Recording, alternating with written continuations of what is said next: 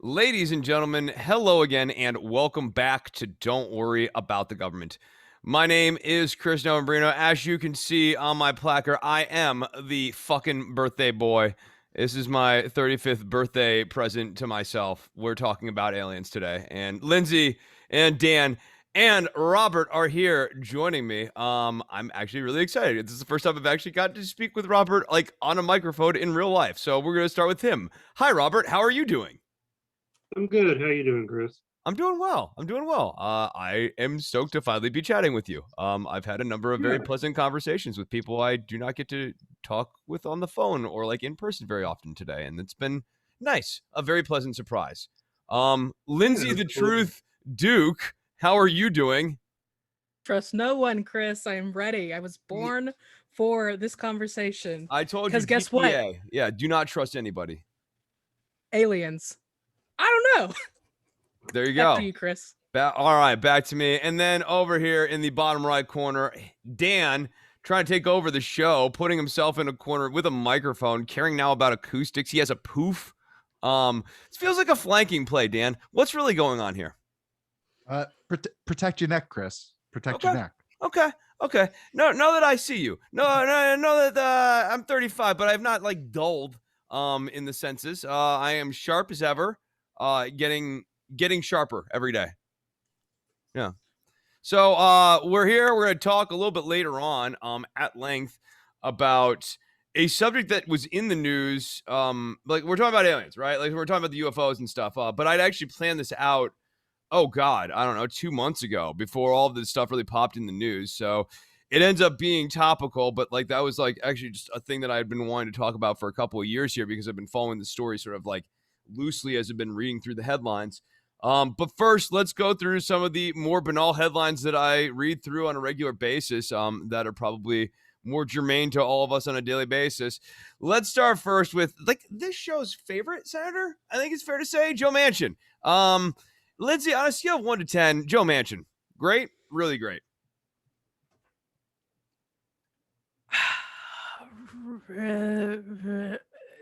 Yes. Yes. Dan, again, 1 to 10, great or really great? He's really wonderful, Chris.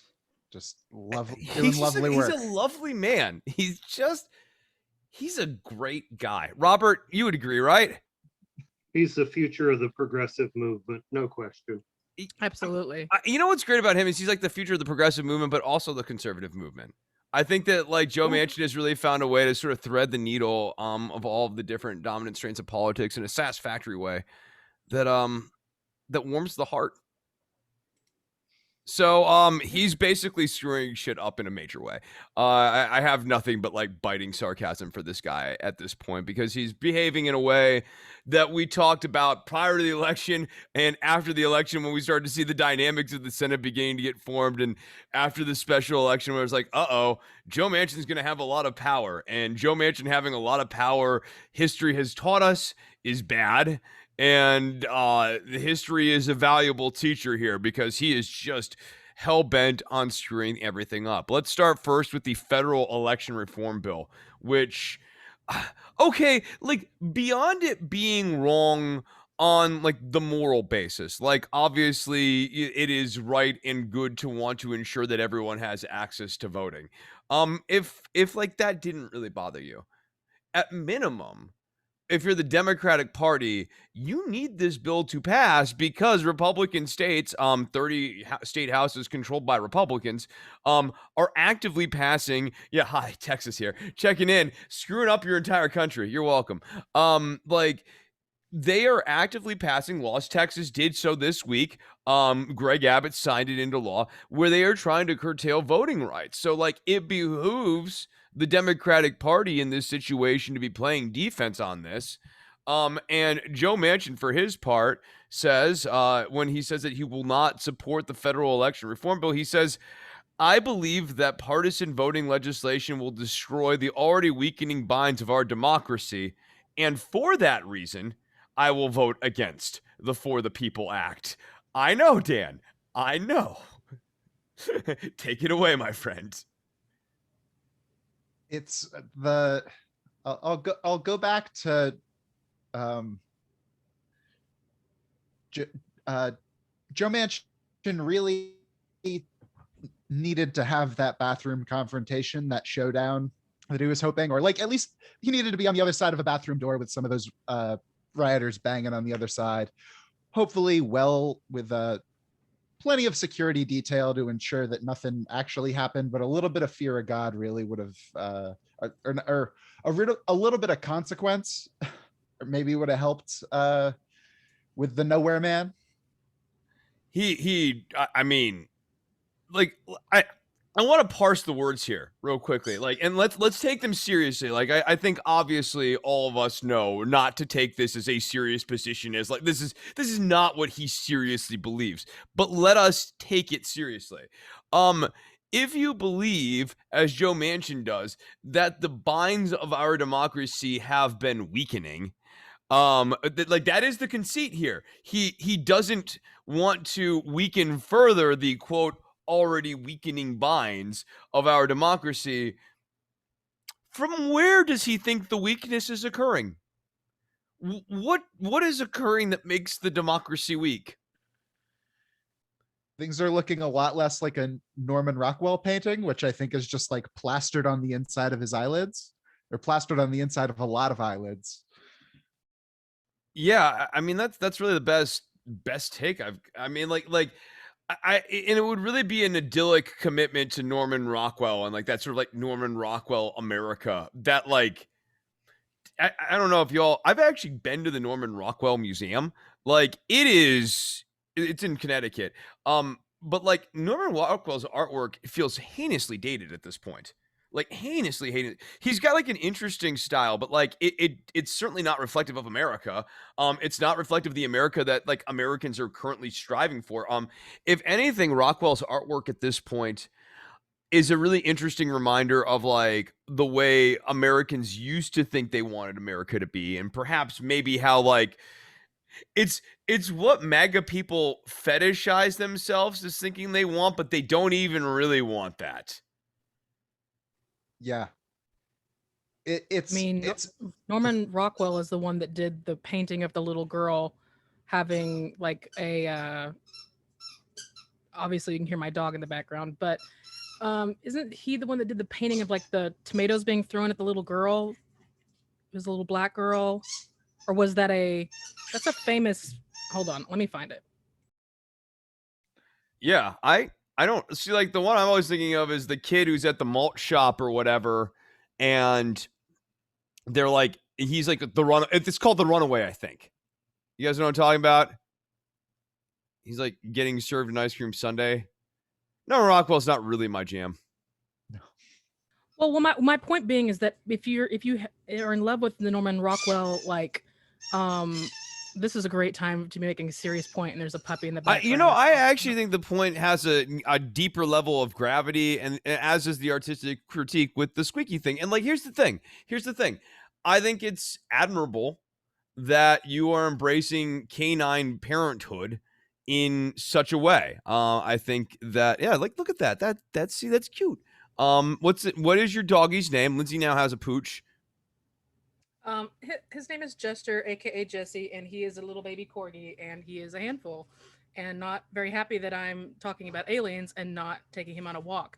Joe Manchin is not an alien. He's not an alien. Like we're not here to say.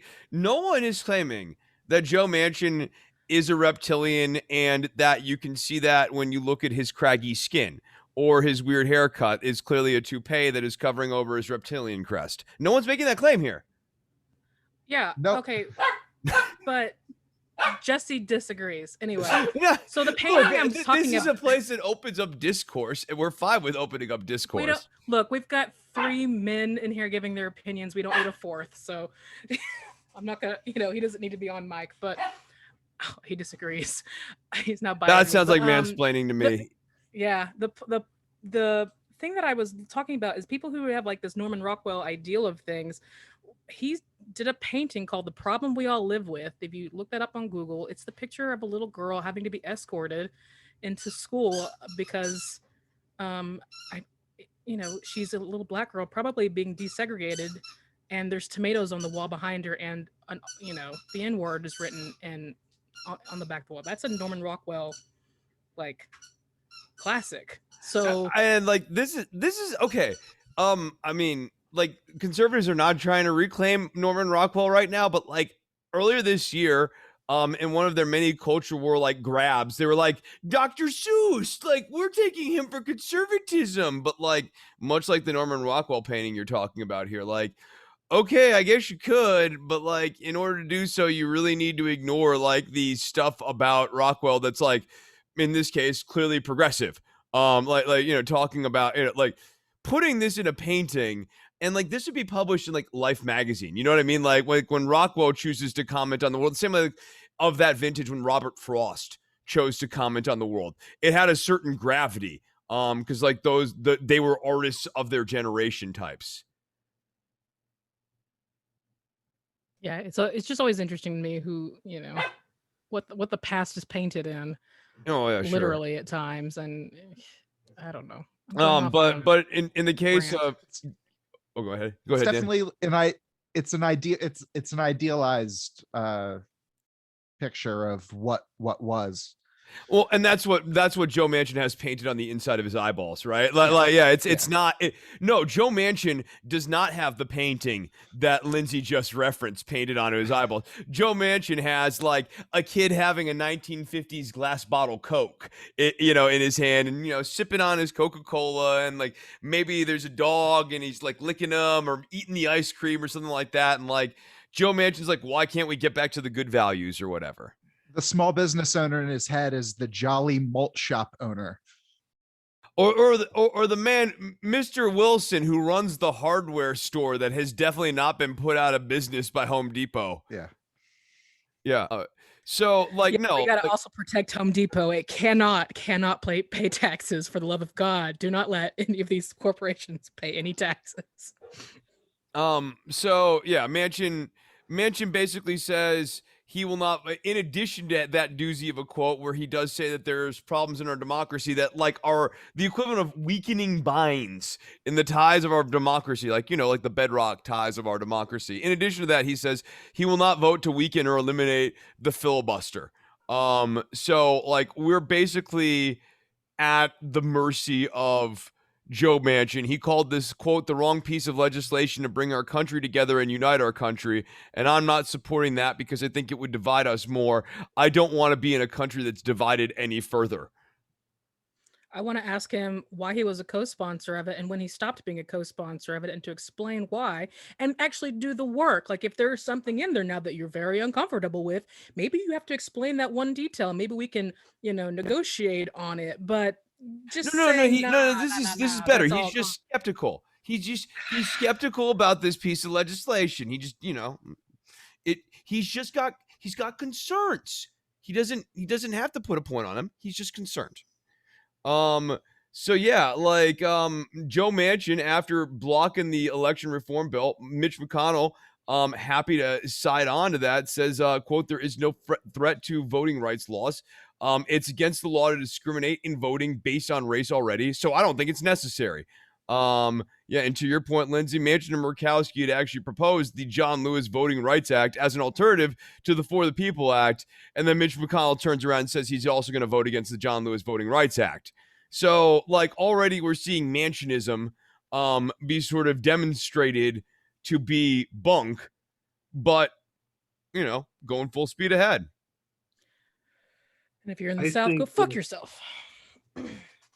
I think the takeaway from the Manchin is that the Democratic Party is not serious about standing up to Trumpism, because if they were, they'd bring him to heel.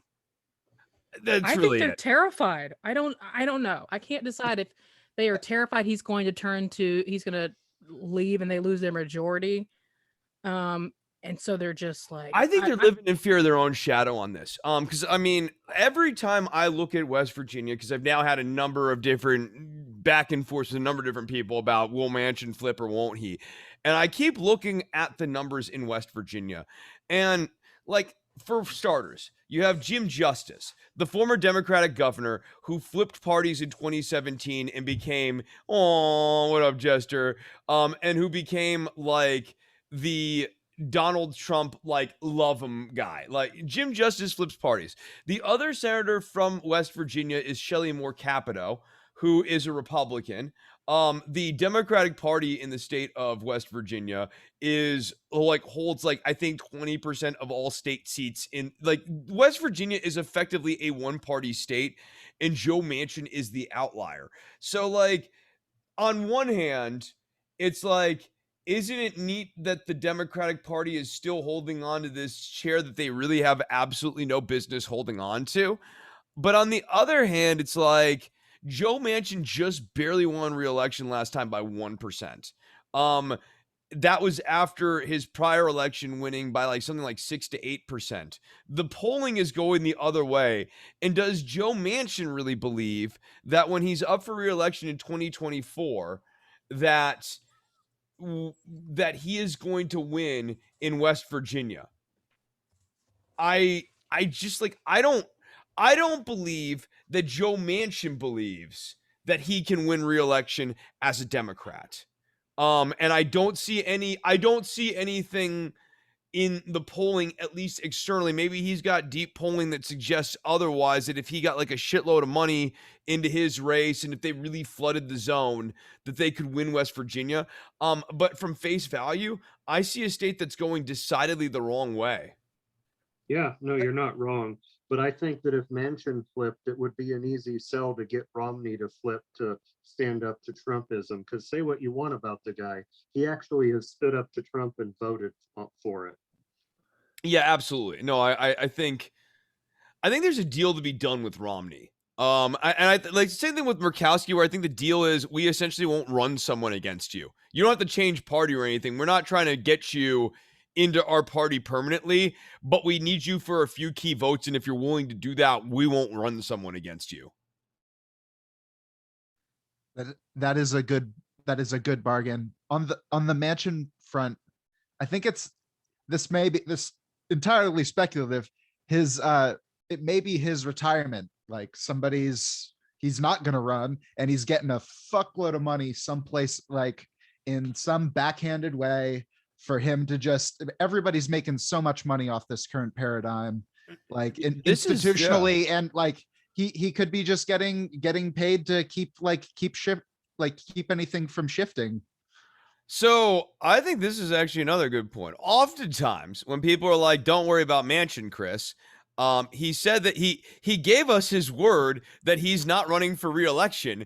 I go, him giving us his word that he's not running for re-election, if you actually take it at face value, means that he can no longer be held accountable to the voters. And this is a guy who's made his entire career of being willing to talk down and tell the voters what they really need. I don't think he's going to go again. And so I think it's real hard to bribe him or shame him, or like, I don't know. I think the point then would still be that he's equally as dangerous. I mean, if he's absolutely. If he's legitimately not going to run again, here's the thing I think works against that. He'd only be 73, I think, is when I was like looking it up. So like, I mean, look, this is a Senate that has 88-year-old fossil Dianne Feinstein and Chuck Grassley at age 88. I mean, this is not a young Senate. This is not a place where 73 makes you old. And Joe Manchin has demonstrated that he's got a real boner for power. So I don't see why he would be like, why would Joe Manchin? He likes being the most powerful Democrat, or the second most powerful Democrat. He's got enough money already too. Yeah, right. And so like the only thing that's still interesting for someone when they have that much money is continued relevance. Like for people like Joe Manchin to be irrelevant is death. Like, because yeah, to your point, Dan, he's got enough money. If he like was only in it for the money, yeah, he could stop inflicting himself on us. Is there a position in the Senate he could have? Like, we could just say, hey, you get to do this for as long as you're like, he's not going to be the Senate Majority Leader, but Sergeant at Arms. Let's make him Sergeant at Arms. Janitor. Parliamentarian. Janissary. We'll let you be senator and parliamentarian, Joe. There's nothing we'll against give you it. a real nice, comfy chair. Yeah. So anyways, that's Joe Manchin. He's a wonderful fellow. All right, let me see what else do we have here. Okay, so meanwhile, like, and this is actually, here's what scares me even more. As bad as the voting rights thing is, this infrastructure bill deal really alarms me, because the actual, like, the bill has been negotiated down substantially from the starting point of originally like $1.8 trillion is where the Democrats wanted to come in at.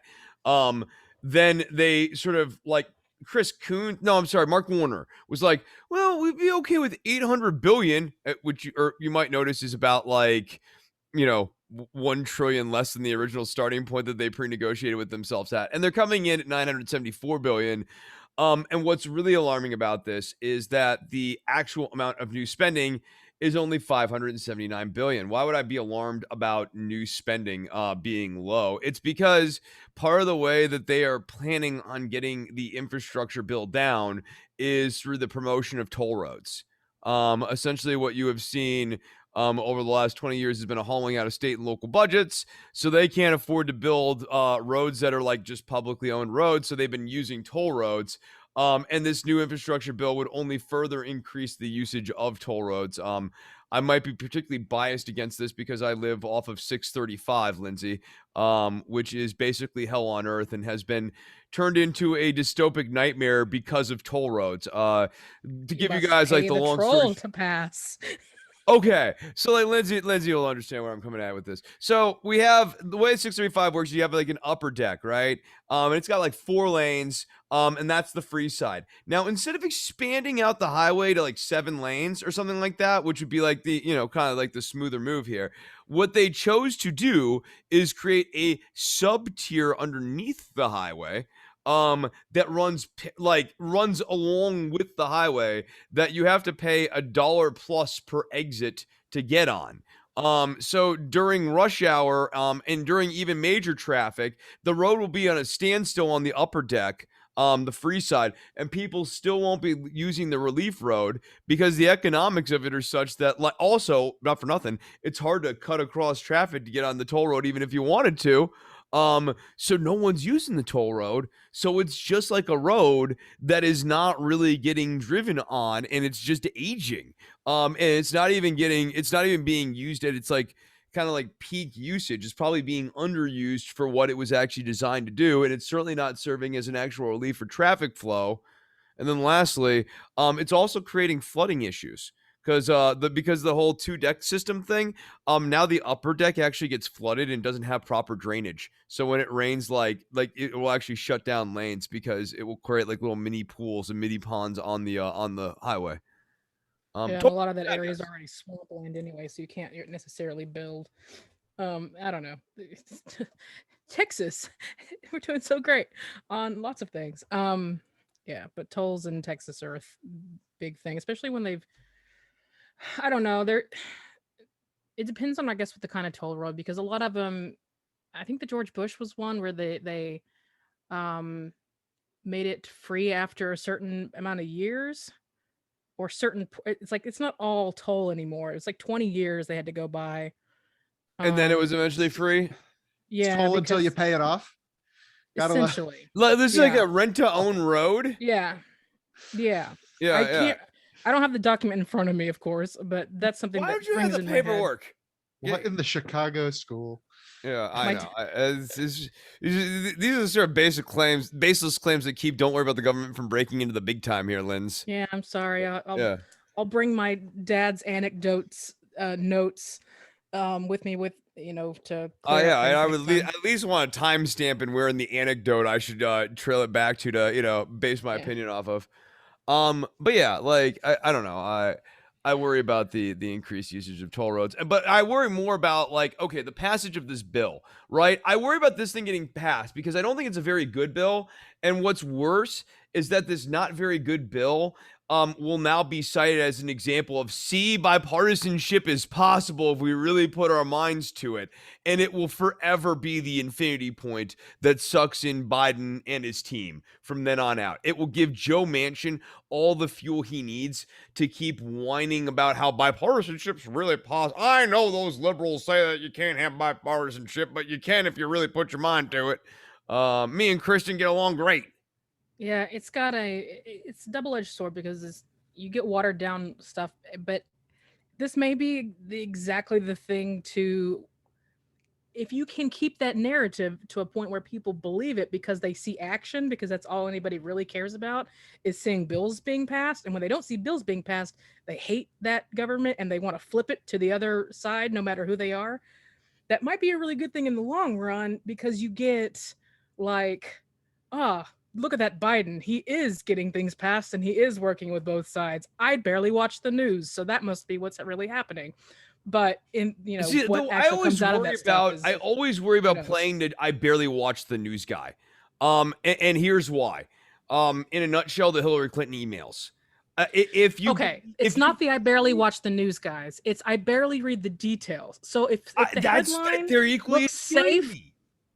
yes, but that's how the world works now, Chris. So we have a whole world of people But who just read the okay, so headlines. here's what I'm saying though, Linz. Playing a I barely watch the news or I just get the feeling and the vibe of stuff person, they have a massive recency bias. If you believe Yeah, if you fully internalize Hillary Clinton's narrative as to why she lost the 2016 election, a lot of her narrative hinges upon a belief that like the reopening of the email investigations in that final week moved polls in a major way.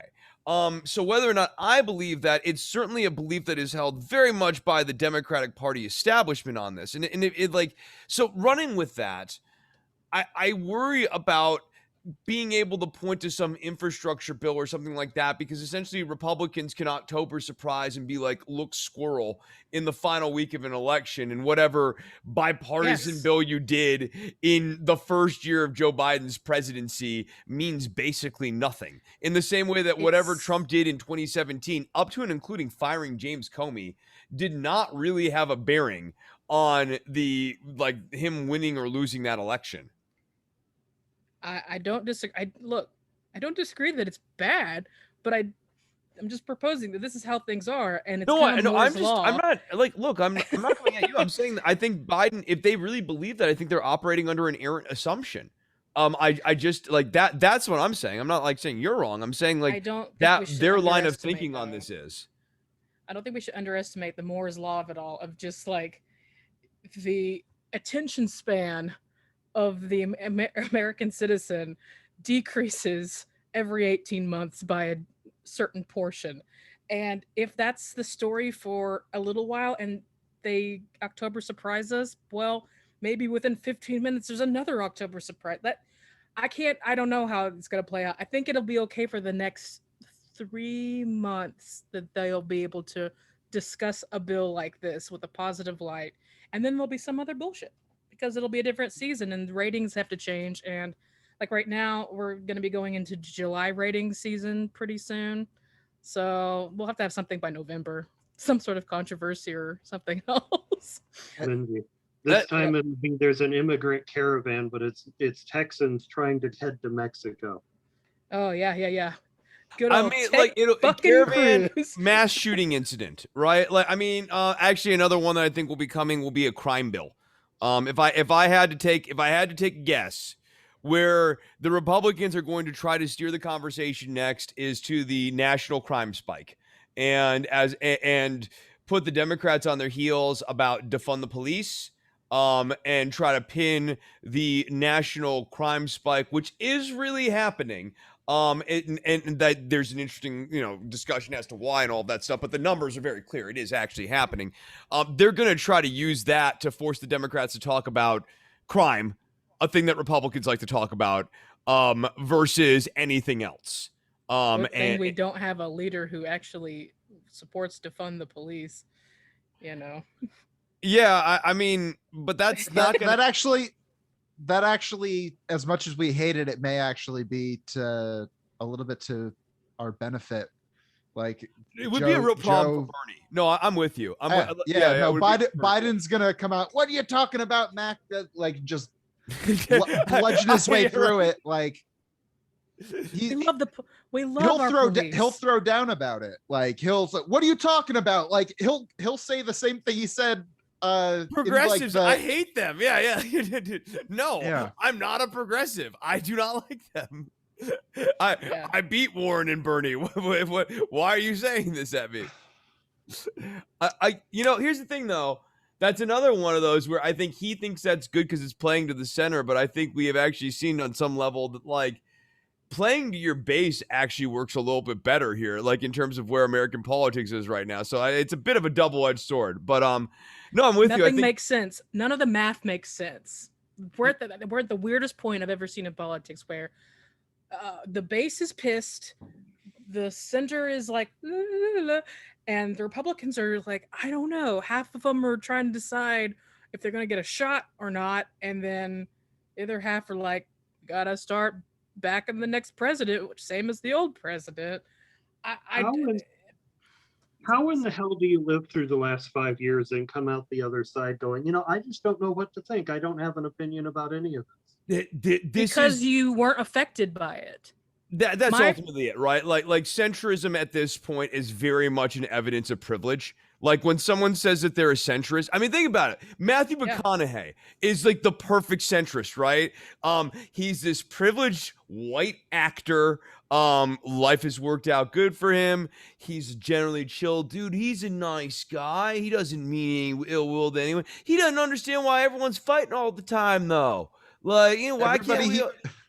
Yeah. Everybody he meets on a daily basis is super nice and super chill and super excited to see him. Why can't everybody just be like that? Like, why can't we all just be awesome to each other all the time? Right? Why not? My mom didn't stop supporting Trump until the COVID stuff happened. That directly affected us. She was angry about seeing everybody in her life who's high risk being completely thrown to the wolves. And she is extremely vocal about her hatred for both Trump and Greg Abbott, where before she didn't have an opinion on Abbott, and I don't even have to convince her about something dumb Trump has done. Yeah, so that's the center. It has to be affected to you. You have to be affected directly because they are not on Twitter 24 hours a day. They're just not. Right. So I mean, like that also then. That's the other thing is like now going back to the center, theoretically, the center, like all of us, was affected by COVID. So when someone tells me I've been living through COVID and I have no strong opinion about this thing that I've been living through, it's kind of like, I met a dude once who told me that like he found all music annoying, and I was like, really, all music? And he was like, all of it. Yeah, and I made those eyes, Dan, where I was like, whoa. Like, it's kind of like, what did you think about this pandemic thing? Yeah, that would just be like the weirdest reaction to me. I'd have a real hard time getting my brain around that one. I think there's it takes some fortitude and some honesty with oneself to actually like confront, like when you come to a conflict between something that you believe in reality, like the cognitive dissonance there can make you just like I don't know, like I don't actually want to acknowledge that like my conception doesn't line up, but it's not actually like until it is right here, it's right in front of your face, it's not actually you don't necessarily have to. You can just I don't know. Yeah, no, centrism, I think that's another good point. Centrism is a really comfortable landing place for cognitive dissonances. Where yeah, oh no, I don't have two ideas that are clearly in tension with one another. I'm just someone who likes to think about it from both sides. Yeah, my mom both sides me the other day. She listens to talk radio every day, and I'm like, Mom, how? Because she thinks they're saying just total nonsense, and she's like, well, I just want to know what both sides are saying. I can keep my opinion. I know what my opinion is. I can like figure out my own thoughts on whatever they're saying. I'm just like, but you gotta just sit there and listen to it. It just doesn't seem pleasant. I don't know how to explain to my mother the concept of the Overton window, and that like if you actually took CNN and then this crazy right-wing talk radio, you'd land somewhere in the middle, which is stupid. Like just not actually a place you want to be. Just 4 hours of hearing those grating voices. I mean, women's voices are supposed to be really grating, so everybody must be suffering right now with me. But like, God, that's the worst. It's just, what's his name? It's not even Rush anymore. It's that Laura Ingraham. No, it's a man. Oh, you're right. He's- There is a man. Yeah. Oh, what's his name? he's honestly more toxic, I think, than Rush Limbaugh. Mike or Mark or something. Is it Mike Lavelle Yeah. Oh, or is it Mark Oh. Levin? or Mark Levin? Mark Levin. Mark Levin. Mark Levin. Mark Levin. Yeah. He's a constitutional lawyer. No, he's wonderful. I remember him from the Iraq War, where he was a constitutional lawyer explaining how like Bush was absolutely 100% not violating the Constitution with any of the things we were doing over there. And I was just like, oh, okay. Checks out. Yeah, no, it just feels right. Feels right. So let's move on. Speaking of feels right, the Capitol Police had intelligence that Trump supporters had planned an attack on the Capitol at least 2 weeks before January 6th riot, and then failed to act on the threats. In a joint report from the Senate Rules and Administration and the Homeland Security and Governmental Affairs Committee, the bipartisan investigation found that the Capitol Police intelligence officers knew as early as December 21st that pro-Trump extremists were threatening violence, including, quote, to storm the Capitol, infiltrate the tunnel system, and bring guns. The information was only shared with command officers. The failure to adequately assess the threat of violence on the day contributed significantly to the breach of the Capitol, said Senator Gary Peters, the chairman of the Homeland Security and Governmental Affairs Committee. The attack was quite frankly planned in plain sight. This is yet another one of these situations where it's like, I don't know. Does someone want to do something about this? Anyone? Nah. And to your point, Lindsay, it's why I feel kind of cold talk. I mean, like, you know, don't worry about the government's not going anywhere. But like one of the reasons I feel kind of cold these days talking about politics is that just like, I don't know, that was a terrorist attack. Like you know, I lived through the endless amounts of like national accommodation we had to make after 9/11 for one terror attack. And then this last year we had COVID-19, a mass pandemic, and everyone's like, you can't take away my freedoms. And then we have an actual like storming of the Capitol event. And like, you know, we don't want to be mean, so we're not even going to like investigate it. Whereas like, I remember watching our Muslim friends and neighbors get like absolutely terrorized by the government and absolutely profiled brutally for years on end following 9/11 for the crime of just being a Muslim. Yet we would never do that with a Trump supporter. Yeah. Problem is, you can't tell those Trump supporters apart. It is. They're hard to tell. You know, look, here's the thing. We got to catch them over there so they don't come over here. Yeah. Robert, what were you going to say? Oh, I just had something quick that was kind of positive news to inject. Oh, what? Go. Positive? The Oregon State Legislature back in December, one of their Republican members let some rioters into the state capitol building. And that person was unanimously thrown out of the state legislature. Every Republican except him voted to expel him. Can you imagine if he voted for himself? He's That like, would have "Yeah, been very like I just hate to be on a losing side. like, yeah, guys, sorry, I screwed up there." I may be getting kicked out, but I don't want to lose this vote too. Well, there's one consequence, one guy. You never know. Maybe he had like a perfect record. Like he had been on the winning side of every vote throughout his entire career in the House or their legislature.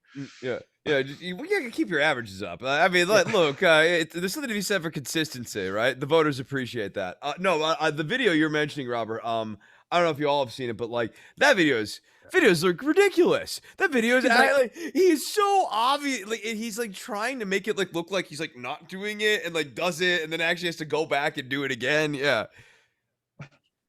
Good. I'm glad that guy's out. But like, here's my thing. Here, speaking of other things that are leaving me cold these days. It was only about 12 to 15 months ago.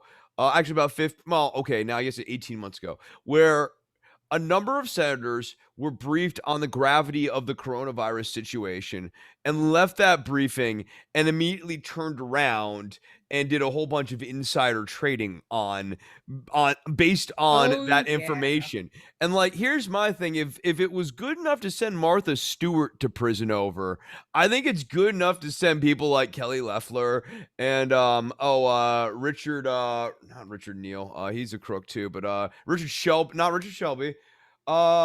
the guy who's the chairman of the committee. I can't remember his name, but like there are a bunch of these dudes who need to absolutely be going to jail. Howley supporting the Capitol riots, big fist, Howley, Ted Cruz speaking at the riot. Like all these people should absolutely should. Ted fucking Cruz. Correction. You have to remember his middle name. They have to proper be out of name. our politics. Like I mean, insofar as like left of center politics does not actually consider this to be a fundamental thing that should not be tolerated, it's leaving me cold, man. Because like I'm definitely not with Joe. Warren. What on what? On that seems something that would be right up her alley. She's doing a lot of the crypto stuff right now. I don't know why, girl. That's the problem with her. She's streets ahead of everybody else. She's wants to right. pass She's legislation. right on the crypto thing. She's right. I mean, she's also Yeah, but Yeah. wrong time. Like that will be a crisis that we will need Elizabeth Warren to fix, but like in 5 years, because nobody's ready to have that conversation right now. In 5 years, it'll have already like that bubble will have already broken, and Yeah. really, That's how we do. I mean, well, that's let's be very American. This is exactly why she should be talking about it right now. It's currently that's what I mean. Yeah, Absolutely. Yeah, no, Have cool. You guys are just like denying me the ability to watch a really cool documentary or movie made by is it Adam McKay in like 5 years starring Brad Pitt. you want like, loose change too. I want more financial crisis documentaries. They're like they are my absolute You want another short. a Zeitgeist movement part 2. I watch Inside Job regularly. I watch Smartest Guys in the Room regularly. I watch that Richard Reich one every now and then. Like, I just like watching people talk about financial crime. It's just fun. So let me have this. Let the thing collapse and everybody lose their stuff. And we definitely don't fix it because there's going to be some great entertainment out of it in like 5 years. And someone will win an Oscar. Maybe it'll be me. Let a girl dream. The post-collapse Elon Musk memes are going to be great. Ooh, spicy memes. Here's the thing. Musk is going to do I'm having an emotional breakdown gimmick. The second thing. No. I need some Musk space. is gonna. Musk is gonna. I need some space.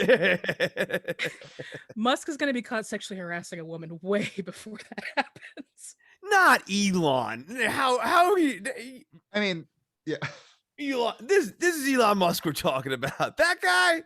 You think that guy's a pedo guy? No. I think I think. That was a callback to his other. Yeah. That guy. Yeah, but he's gonna be. Yeah, this isn't a place for gossip more, but just keep your eye on that. Elon Musk is a creep. I don't understand how we didn't hear the guy's name and go, yeah, nobody should listen to anything this guy says. His name is Musk. It's really strange that like there are a group of people on the internet, and it's a non-negligible group of people who, if you ask them who's the smartest man on the planet right now, they would actually unironically answer Elon Musk. It's actually very scary. It's very scary. Because he invented Tesla. Right. They don't even actually know that like he bought a company that like the company was already built. Like he didn't come up with the concept for the car. The amount of patents that he owns are preciously few. I think he has like 3 small patents. Like he's not this inventor. He is not Nikola Tesla. He's not Thomas Edison. Yes. Edison, He's I think, made more shit. Yeah, Edison was big on buying his ideas. Also true. But like, I think Edison was more of an innovator than Musk is. I think that in this sense, it's actually kind of unfair to Edison. Because okay. I think he's actually more original than Musk. There's something Edison was here every day. Yeah, Edison wasn't just token up and going on Joe Rogan talking about like Bitcoin, man. Dogecoin. How great would it be to take a memetic coin idea and make it like the source of the world's currency? And he was ironically pitched as a liberating force. Yeah. I just wanted to bring up that both Elon Musk, the name Elon Musk and the name Jeff Bezos are both the most Bond villain shit ever. Like They're they both are. going into space. Yeah. Their laser beams. They're gonna take us all out. I mean, Bezos basically does look like Ernst Davriel Blofeld. Like he's really like, yeah, he's like if like Blofeld had like kind of a putsy younger brother. He's Lex Luthor. Yeah. Like, straight up. Yeah, yeah. I was just trying to stay within the franchise, Linz. Yeah, Lex Luthor is in Superman, not in Bond. So Okay, that's that's true. I'm really ashamed right now. that's, I Shouldn't mean, have shouldn't have that crossed franchises. it's That's pretty much, wrong. yeah. You never cross streams. That's from a different franchise, but I think it's applicable here in this case. The Trump Justice Department back in 2017 seized the phone records of 4 New York Times reporters as part of a leak investigation. I like this one. I don't think has gotten nearly enough burn this week because, like, yeah, like that's a pretty Yeah, this is the first I'm hearing about that. Yeah, no, I know. So it was Matt Apuzzo, Eric Goldman, or yeah, Adam Goldman, Eric Lichtblau, and the name that's probably most familiar to people, Michael Schmidt. They had their records seized for nearly 4 months in 2017. The Justice Department under Trump also ordered, this I guess would be Jeff Sessions' Justice Department, ordered a court order to seize phone logs, but not the contents of their emails. So no records were obtained, according to them. The Biden Justice Department disclosed that phone logs of reporters at the Washington Post and phone email logs for a CNN reporter were also seized by Trump. So, like, as bad as other administrations have been when it comes to the press, and like, I mean, we're talking about like Bush with oh god, what's her name, and like Obama had some stuff too. This is I mean, like, this is some serious stuff, going after the records and doing it in 2017 right out the gate sort of tells you, like, yeah, I'm trying to punch you first right now. Yeah. I'm usually when things happen with the media or journalists, you would see nothing but that being talked about. And maybe I'm just out of the loop, but I haven't heard anything about that until just now. When did he fire Comey? That would have been in June of 2017. Okay. Or actually May, because Comey testified in June. It was like right around my birthday. I was just trying to place out the timeline, like you may have been trying to play hardball and then really had to pull it back after something like after Comey happened, or no, I think that's probably right. I think now that we're like kind of backtracking, you're looking at this. I think he got pissed off after having to like let Mike Flynn go. I think that we, going back to, we all like studied the Comey stuff at length here.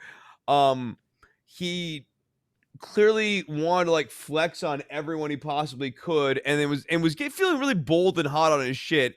That culminated him firing Comey, and that's when he realized he kind of touched the sun.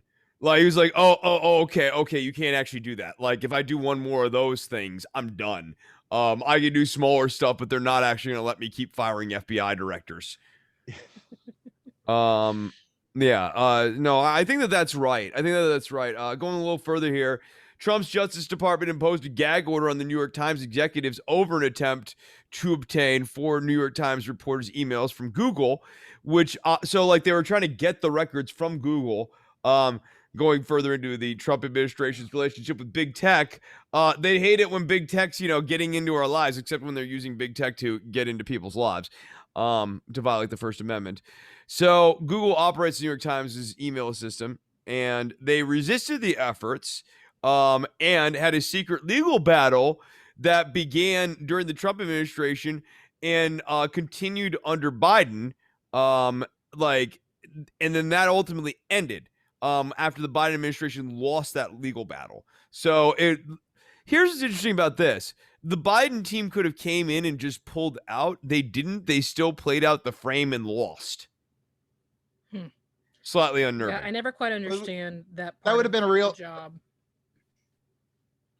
Yeah. That would have been a real convenient ruling for clamping down on any negative coverage. Yes, right. Like, yeah, no, I as I said, they played out the frame. It didn't work out, but Biden was willing to see where that went. Good guy. It's just a good guy with a gun. Look, I mean, here's the thing. We got to have some continuity between administrations. Like the American people will need to be able to trust that their government's going to be there, something like that. Yeah, no. Slightly unnerving here. A little bit more on that. Federal court lifted the gag order on Friday, which had been in effect since March 3rd. So the reason you haven't heard more about it, Lindsay, is because there's been a gag order on talking about it. So the New York Times basically couldn't cover it.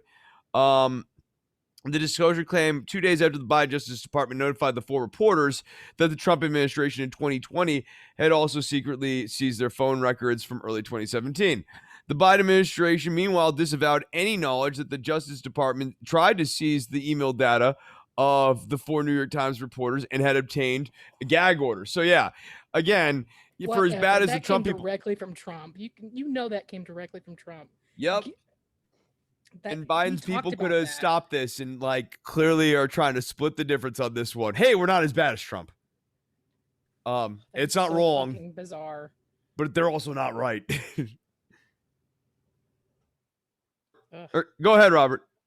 Yeah, just there's the things that Biden is like, yeah, we'll just carry that forward. We could never get away with doing it, but we like it. Like, how many civilians got killed when we drone strike somewhere?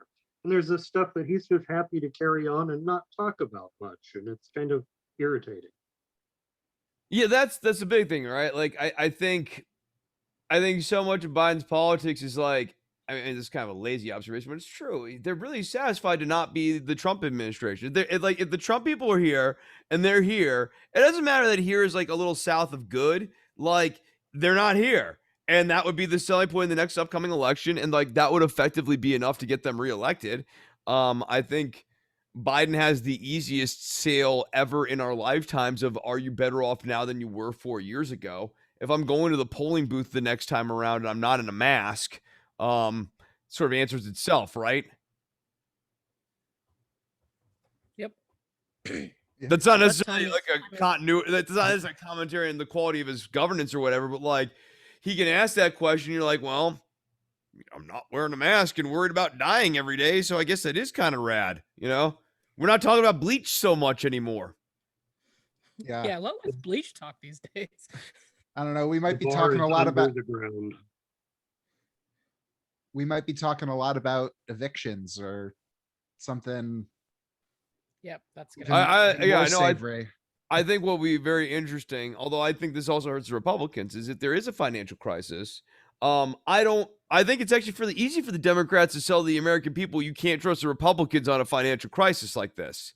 The housing market overheating or whatever. I don't think people are actually going to blame the Biden people over the housing market overheating, because it's overheating. And also, who's really following that?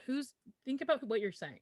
Who's really following the market? If you are already living in a house and you're over 65 or whatever it is, you're not thinking about the housing market. You probably got a house because you're a boomer, and that was one of those things that could happen for you. But the thing is, with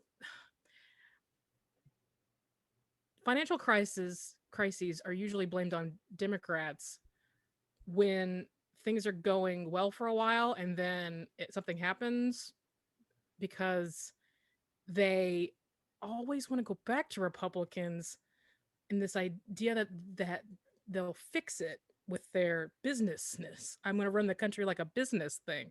So I don't think it's impossible that actually does. Run the country like a business is probably I bet you that's an argument that's less salient. Things.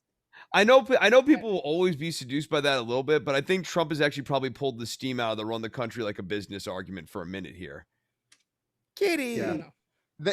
It's gonna be hard to separate the run it like a business. You mean run it like a Trump casino? It'll be so hard to separate the run it like a business and Trump thing. So you gotta. I hope so, because that's one of my least favorite. You mean inflate the assets and then deflate them strategically so as to make money? Speaking of Elon Musk. Yeah. All right. Moving on a little bit here. We have more legal woes to get through. I mean, it's amazing. This is an entire pre-show slate of just legal stuff. Matt Gaetz, you've heard about his other problems. Well, he has even more now. So now the Justice Department is looking into whether or not Matt Gaetz obstructed justice when he called the witness in his potential sex crimes investigation. Like, Why? you know, He's so dumb, man. hashtag things you do when you're definitely innocent as fuck. The obstruction probe stems from an inquiry over whether Gates had a sexual relationship with a 17-year-old and paid for her travels with him. This is of course on Venmo, which like they actually had the Venmo records of and shit. So like again, not looking good. And for the obstruction case, here's the thing with it. In terms of showing mens rea, they don't actually necessarily have to show that he's guilty of the sex trafficking stuff, just that he would have thought reasonably that the case against him was strong enough that he would have had reason to obstruct. And those Venmo records are more than enough reason to be very worried about, a legal disclosure coming up here. So, yeah, anyways, he was the wingman for a guy named Joel Greenberg, a Florida tax collector who's already pled guilty to several crimes, including sex trafficking of a 17-year-old girl in 2017.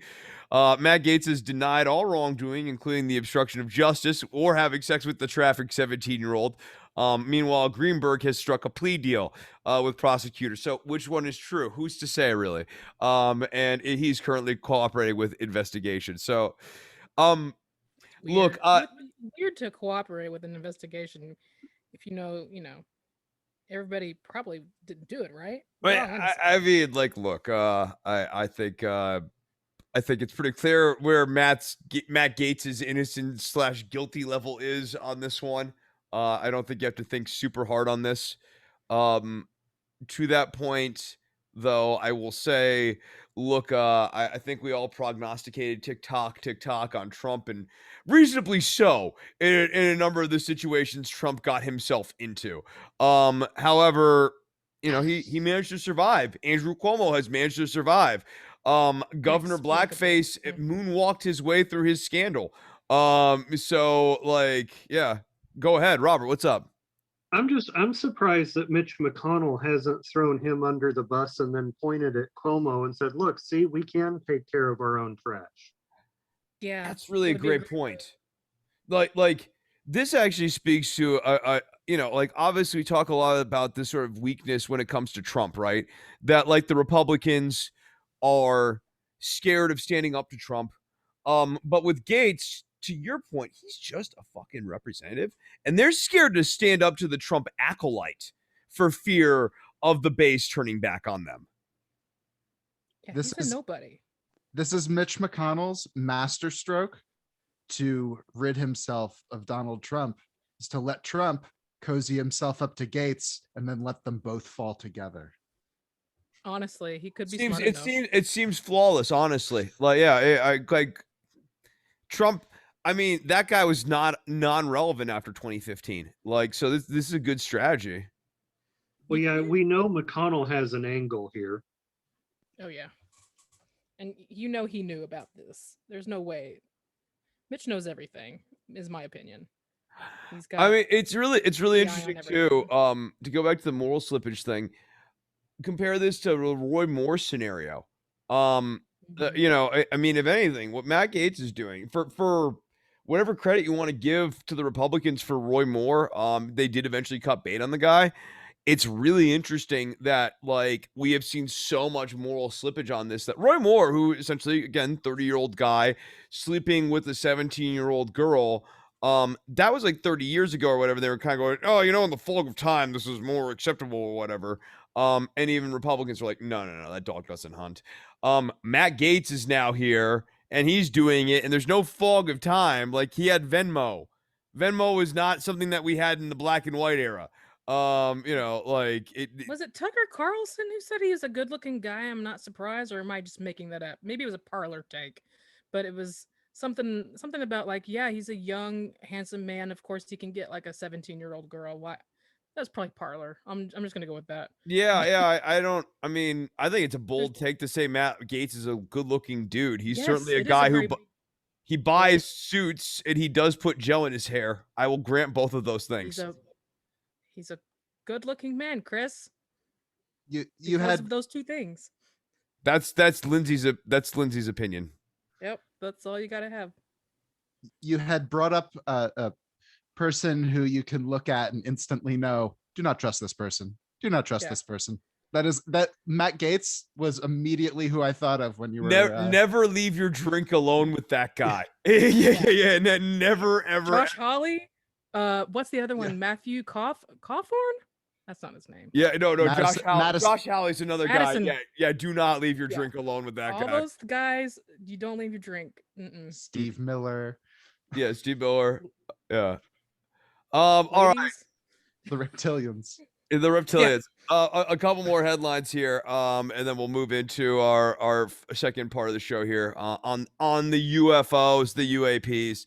The U.S. reportedly lost more than $400 billion to fraudulent unemployment claims over the last year. Have you heard about this? Okay. Yeah, I bet you. I'm living it. What? I'm living it. My dad has had unemployment claim. My dad lost a job back in like late winter. It's been a while for me to like do the math, but like, yeah, he's had claims.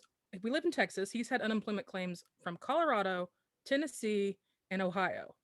And when he got unemployment, when he lost his job, it had basically been tapped out, and he had to like. He had to fight to get like requalified or whatever. Yeah, and I have a friend who works in Chicago for she's in HR, and she said that they had 32 unemployment claims and only 2 were real. So to this point, I actually want to get to the second part of this because, like, obviously the initial impulse would be, oh, I bet you it's them scamming welfare types or whatever, right? No, in this case, it is they suspect largely foreign crime syndicates in China, Nigeria, Russia, and elsewhere. So it's actual like organized crime actively trying to bilk the U.S. government for U.S. taxpayer benefits. Like it's like the grossest of gross stuff. And like literally, it's actually a thing that should unite like the left and the right in this country on some level here. Because you have like, you have like this, there's taking American taxpayer dollars and all that stuff. So interesting story. I don't expect anything to get done on this, but I wanted to mention that one because I thought it was striking. It was $400 billion. It was really bad in Texas in particular because I can't remember what it was, but they had to set up an entire hotline. Like if you tried to log into your Texas benefits account, and I think that makes sense to me now hearing that, because it seems like it was very much your password was too easy or something. And what would happen is basically like the unemployment check was going to somewhere else. Who is this person? So they've definitely gone into the accounts and changed the delivery information and like the card information and things like that. So that makes sense that it was more sophisticated than just random thieves.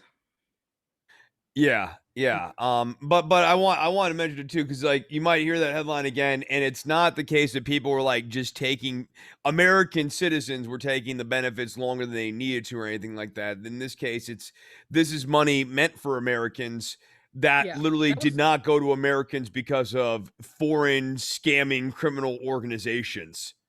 That was Greg Abbott's part of his reason as to why he wasn't taking on the $300 extra.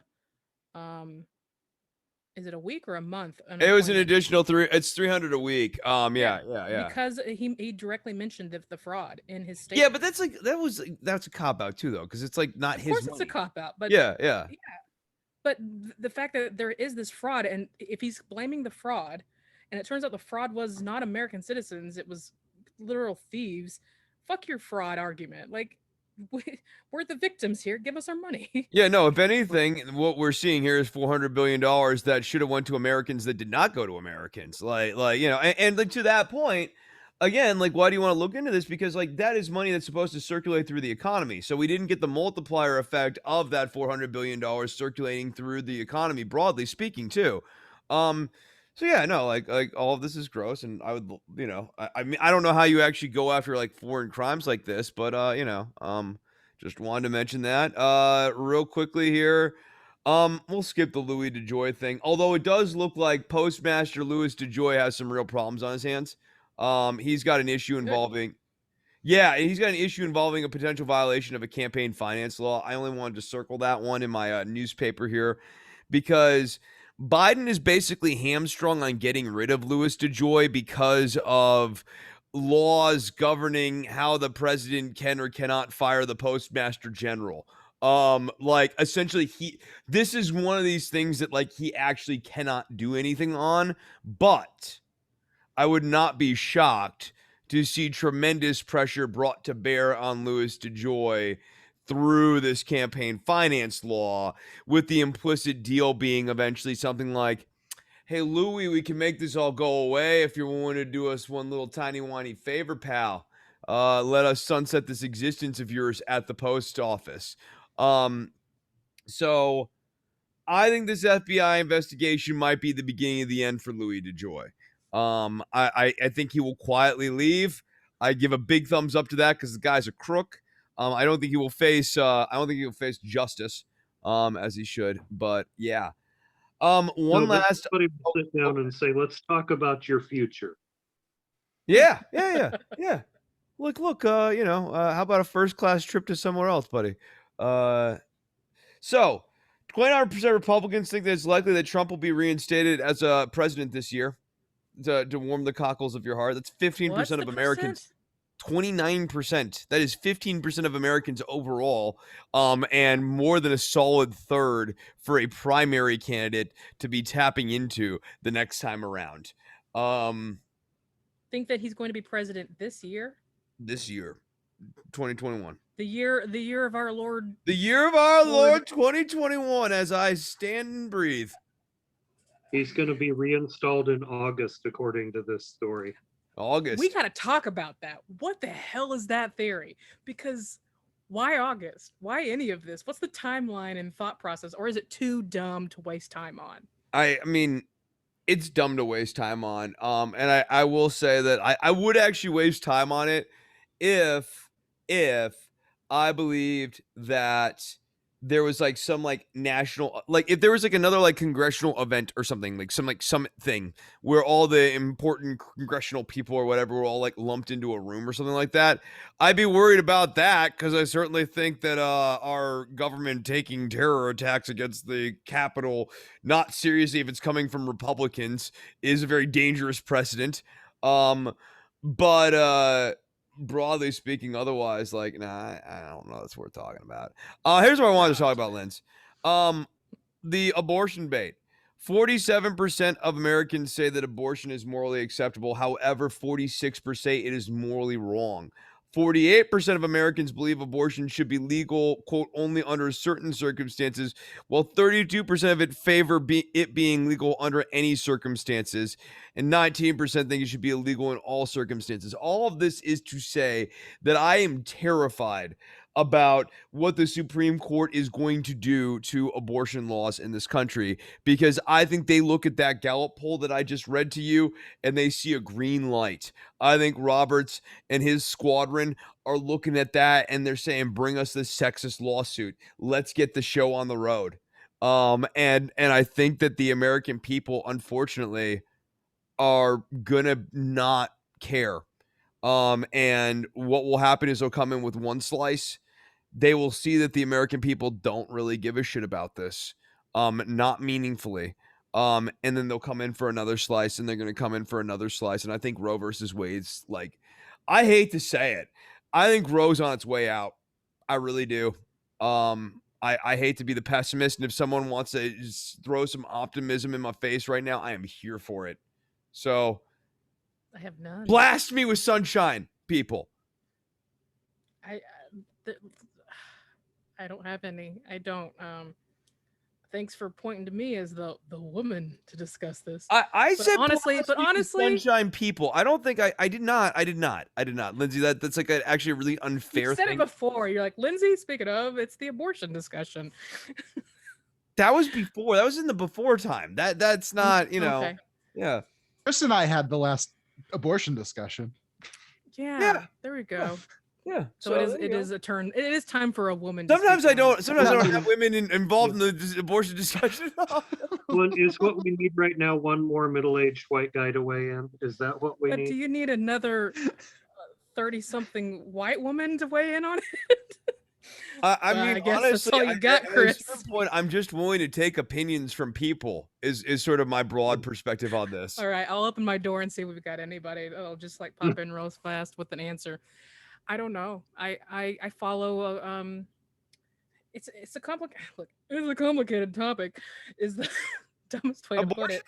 You think so? Yeah. Hmm. I don't know. From what I've always understood that making abortion illegal before viability is unconstitutional for various reasons. So whatever, what is the? I'm not even following what the Texas law No, is no, because no. I know I, there's several cases. I don't know about that. Because the Texas law is 6 weeks. Which is, That's I mean, before like, viability. no, it's 6 weeks after pregnancy. What? Yeah, but that's Yeah, after conception. Like it is That's 6. before viability. Do you know what I mean by viability? Like the fetus could be outside of the womb and like still be brought to term, right? Yes. So the history of the court, from what I understand, has always upheld that abortion is legal up to viability. So we currently don't have a way for something, I think, before 20 weeks. Now, it might be a little earlier than that, maybe 14 or so, to live outside of a woman's body. So I don't know. There's probably some hope with trying to ban things that early. Um, I don't know. It just depends on the state's right issue of what they're allowed to actually do. I'm not the Well, I most mean, the other well-versed thing is person in now this. you actually have to pick up 2 conservatives' votes. So you are going, I need Roberts and I need Gorsuch, essentially. Because of that pack, the one who is the best bet is yeah, Dad, you're with me, right? Like it's Gorsuch. Yeah. Your best hope is flipping Gorsuch because Kavanaugh, he's a foot soldier. Amy Coney Mhm. Barrett, she like basically is cosplaying The Handmaid's Tale. Clarence Thomas, people, come Well, on, Clarence Thomas. correct me if I'm No, wrong. yeah, it's Gorsuch. Hasn't Roberts moved to the right since he was appointed? I think that the consensus opinion is, if anything, he's moved to the center. I mean, he's still right wing, but I think the court's oriented a little bit.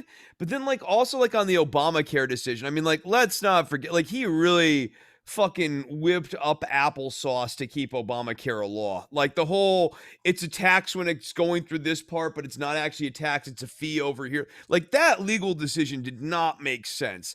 It was cartwheels to keep Obamacare together. So I'm citing that as evidence that maybe he's actually drifted a smidge to the center, but he's still a solidly right-wing figure.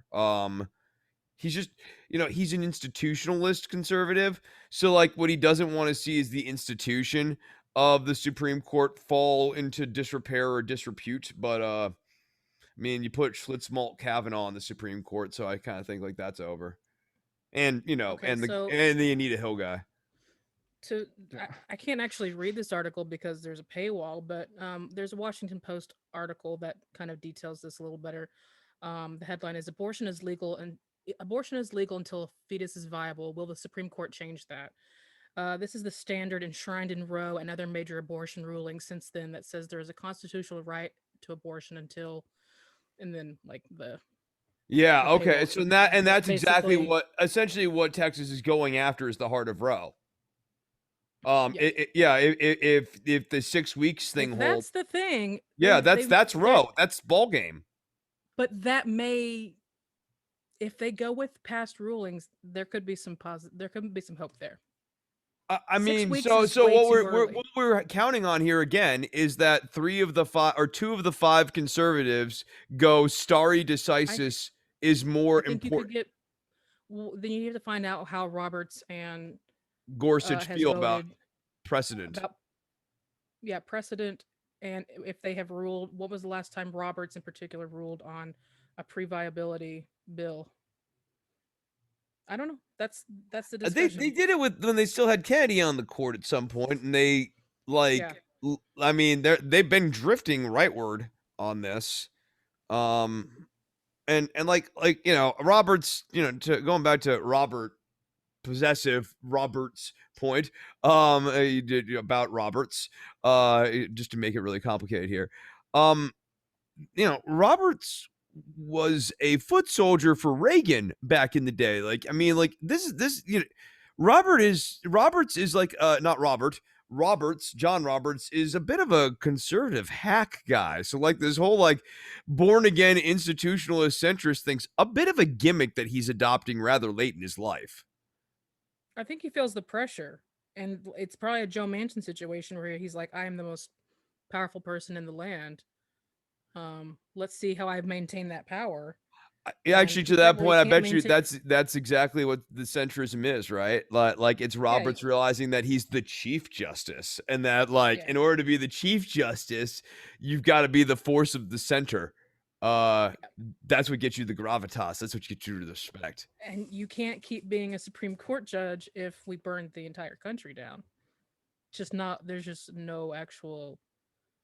I don't know. In the apocalypse rule book, I'm pretty sure those kind of go out the window. Yeah, I think that's right. I was just thinking about an apocalypse rule book. It sounds really dope. Like I want to read the apocalypse rule book.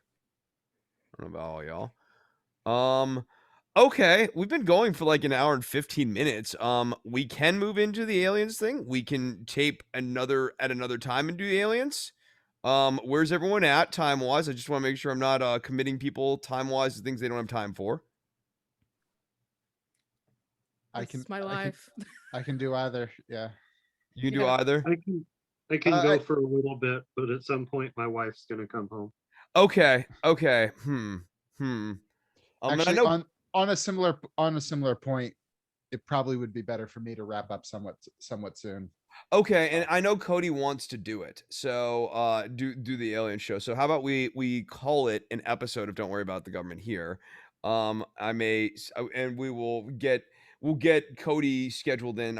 Hopefully maybe for like maybe Friday, maybe this upcoming Friday. We're playing the show here a little bit on at the tail end of the of Don't Worry here. So for those of you who are done with this, remember to support the Patreon. But does that work for everyone? Like Friday, this upcoming Friday? I'm gonna be in my hometown on the 18th because I have a doctor appointment. So I will not. The only way I can record is if I were to pack up this bad boy and use my laptop, and I don't know how that's. Maybe we could do it on do it on like Wednesday or Thursday this upcoming week too. I mean, like we can figure out. I'm free during the week. Yeah, we can do one of these weeknights too. That's fine. Wednesday's better for me. Okay. Wednesday works for me. Does Wednesday work for you, Dan?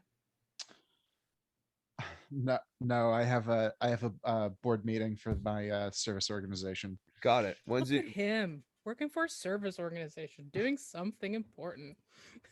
Wow, just putting him over like that. That's okay. I'm just impressed by adult sounding jobs. Does Wednesday work for you, Lindsay? Yeah. Okay, cool. All right, I'm gonna do. You know what? I'll probably be able to join by the time you guys do. Yeah. Pre-show, I'll probably be done and I'll be able to join. Yeah. All right. Cool. We'll plan on that. Hopefully we'll be able to slide Cody in. I don't know what Hollywood Cody has going on all the time. He's always traveling, doing this and doing that, and busy. All right. Let's. I'm gonna clip out all this Michigas and bring it. What bring about it the back. stuff about aliens? Are you gonna just clip that out and make this an episode? Yeah, probably. I'm probably just gonna clip we it. Talk about something else to like not end on my weird abortion thoughts. I mean, we can. Do you have another topic you want to do? I don't. You guys want to do Ilhan Omar? We can do Ilhan Omar real quick. No, I don't have anything on her. I have not been following. I mean, we can briefly go around the horn on Ilhan Omar. We'll just wrap it up on that. I got nothing. Oh, you said you wanted. I got an idea. What? I think it's a weird place to end the show. I got an idea for something to insert at the end. What you got? What if we did just gave our thoughts on AOC and Justin Amash giving a talk together? Oh, sure. What are they giving a talk on? It was on Twitter. I'm trying to think of Oh. something we can throw in, and I'd seen that go by on Twitter it, either 10 minutes or 5 years ago. It's hard to tell. Yeah. No, I know nothing Like, about they had- this. They I had done something together, and I thought it was actually really productive to see them coming together and talking about, how to move forward in actual policy. they're both strong agreeers on qualified immunity. So yeah. Hmm. I don't have anything. I don't have anything either. That's fine. I can just do the close. I mean, if that's what you want. Do you guys want to see a picture of Jeff Bezos eating an iguana? Oh my god, I'm looking at that right now. Are you really? Yes. That's Aria- cannibalism, Chris. Aria Cannibalism. tweeted it. Yeah. Well, reptilian crime is what that is. Yeah. All right, I'm gonna bring it in. I'm bringing it for the close here. All right, that is going to do it for this birthday-rific episode of Don't Worry About the Government. We will be back to discuss the aliens and the unidentified aerial phenomenon here on the next episode. Don't Worry About the Government. We originally had like a pre-show, it just went so long that I figured we're at 75 minutes. That's a good length for a show. So we're gonna run with that. More and you always leave them wanting more is what they say in radio. I learned that last week, and I'm really eager to implement it on the show one of these times. I've been hearing a lot about leaving them wanting more. We're gonna try that out going forward here. So if you want to find the show, you can find it at patreon.com/DWATG. Dan, where can they find you on the internet? At DL Carpenter. Okay, On the that's on Twitters. Twitter. Yeah, or you can just email at DL Carpenter and see what happens. Fuck it. Lindsay, how about Yeah. you? It'll I'm Too at late, Dan. Lindsay We're moving on. _ Lindsay, try again. You can find me on the internet at Lindsay_007 on Twitter, or you can, follow a corgi puppy on Instagram, and he's pretty popular. I do have one, and it's a corgi named Jester. So, go see what he's up to. It's like a This is Tribe me Called trying Quest. to- It's a corgi called Yeah. Jester. Yeah. Yeah. He's much cooler than me, than anything I'm tweeting about, which is just random D&D facts and politics and depression. So, yeah, follow him instead. You like that Critical Role show that Cody likes. I love that Critical Role show. Yeah. You and Cody That's like that. that's where Jester got his name from. Oh, that's nice. Robert, how about you? I don't have internet service, so you can find me at DWATG on Twitter. Nice. Great. Yeah. Follow my Twitter account to find him. Awesome. All right. We will be back here again with another showtastic episode of Don't Worry About the Government. Go and support it at patreon.com/DWATG. And until the next one, bye-bye.